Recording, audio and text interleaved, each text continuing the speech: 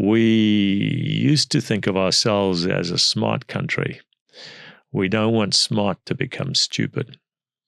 And the policy settings of the current government can best be described as stupid. So what does the Australian going to have to do to change the policy?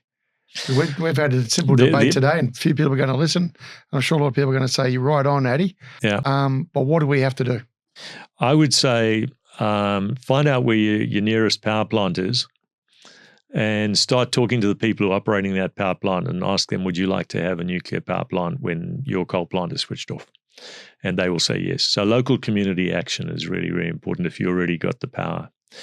If you live anywhere from Manly to the top end of the what I would call the well-heeled coast, I would say look inside yourself carefully to see if you can find within you the capacity to look at this with an open mind.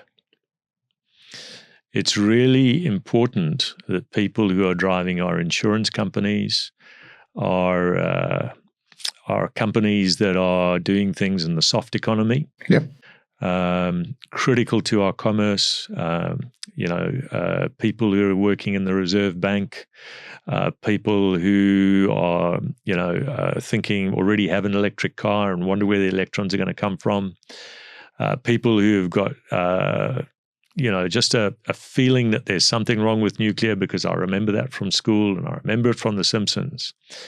This is your moment for deep reflection. A knee-jerk is not enough. Irrational fear is not enough. Having discussions in small rooms without inviting somebody, as I have been to North Shore communities, wonderful discussions. People get it pretty quickly.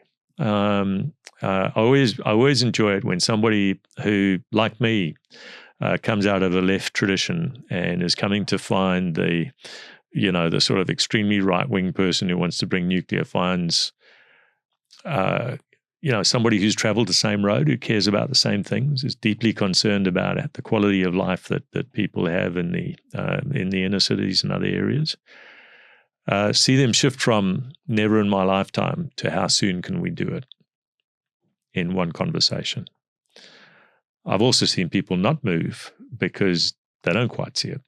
So I accept that, and I want to honor their position provided it's fact-based and not irrational.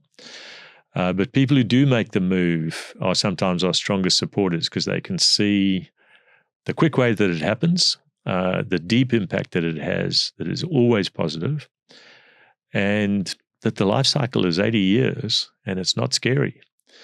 And then many people estimate that the waste which we will put into a repository where it's fully recoverable will be brought out in about 100 years' time. It'll be reprocessed and it'll be second-generation fuel.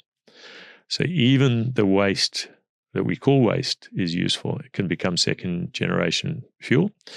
And that will be the generation of so-called breeder reactors, where we take the fuel that's already gone through a reactor and we make more fuel.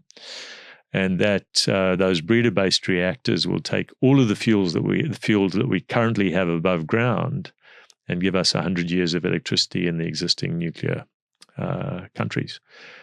So if we don't get on with the mining and the value addition to uranium, we're going to miss a trick.